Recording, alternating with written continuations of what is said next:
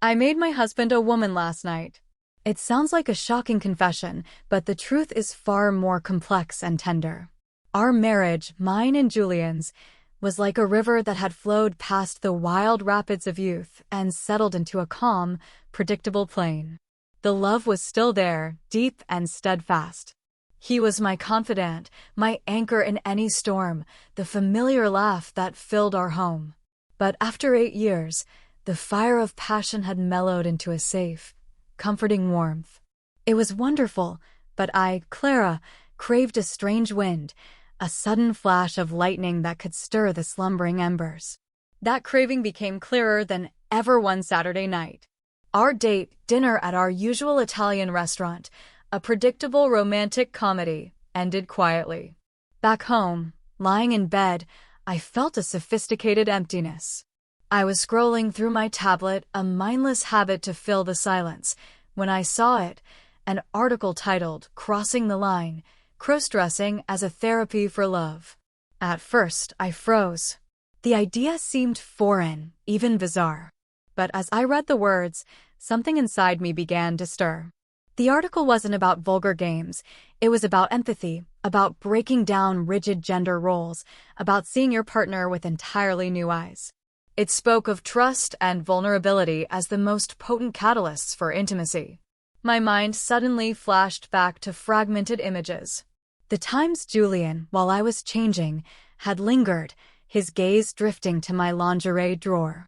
His look wasn't one of raw lust, but an almost artistic curiosity, especially when he looked at the sheer black pantyhose draped over a chair.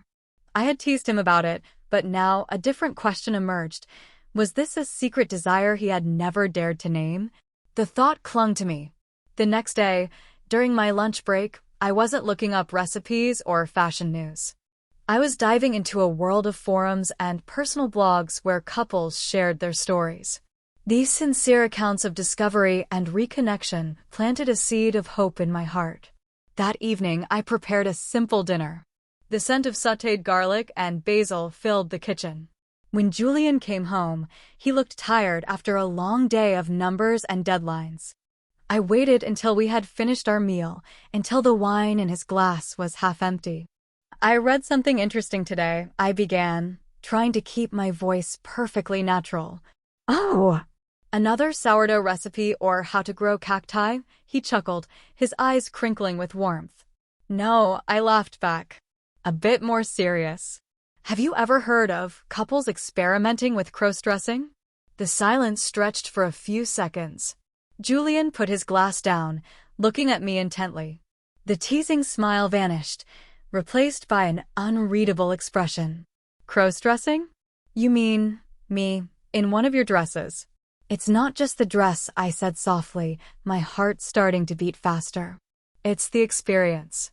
The article said it can help two people understand each other, to see the world through the other's eyes. And that it can be a lot of fun. He let out a laugh, but it wasn't entirely comfortable. It had a hint of defensiveness. "Clara, you always find the strangest things. I don't think I have the nice legs for a dress." He remembered. He remembered my joke from so long ago. "That's not the point," I said, reaching across the table and placing my hand on his. "The point is openness. Exploration. I just think, maybe we need a little adventure." He didn't answer right away. He looked into my eyes, searching. I could see curiosity warring with hesitation in his gaze. "I'll think about it," he finally said. Just think.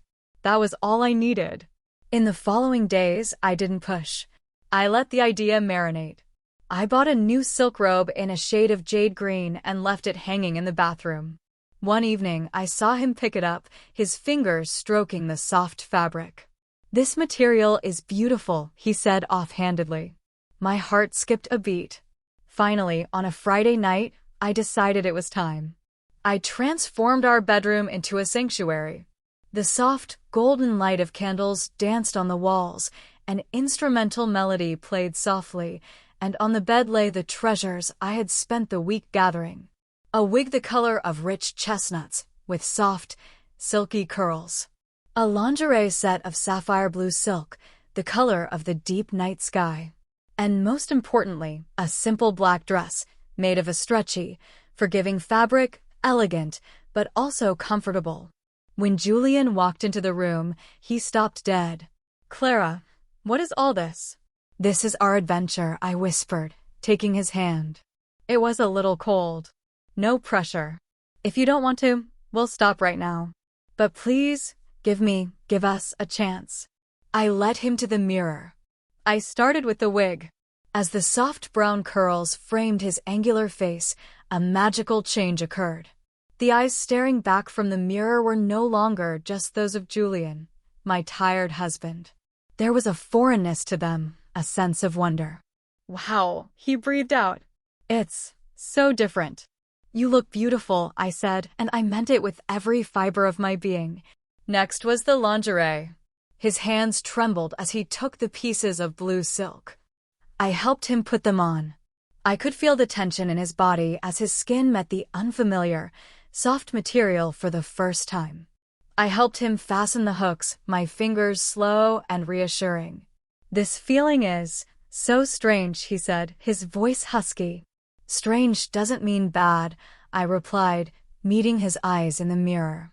"Take a deep breath." Finally, the dress. He slipped it on hesitantly.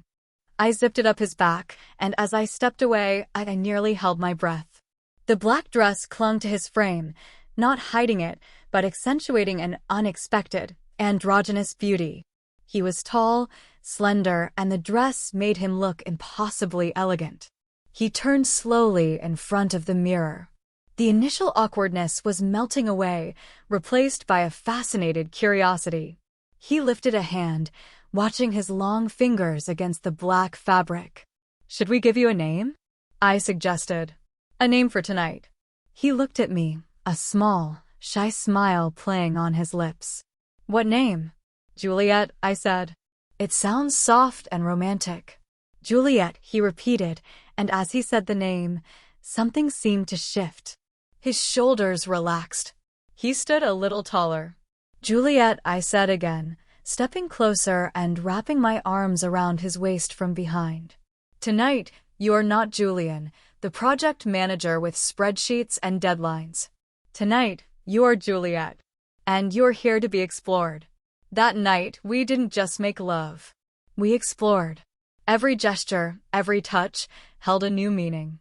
I saw a completely different side of the man I loved, a gentleness, a vulnerability, a playfulness that daily life had unintentionally hidden away. He, as Juliet, allowed himself to be cared for, to be admired in a completely new way. Later, as we lay together in the fading candlelight, the wig's curls splayed across the pillow, Juliet turned to me.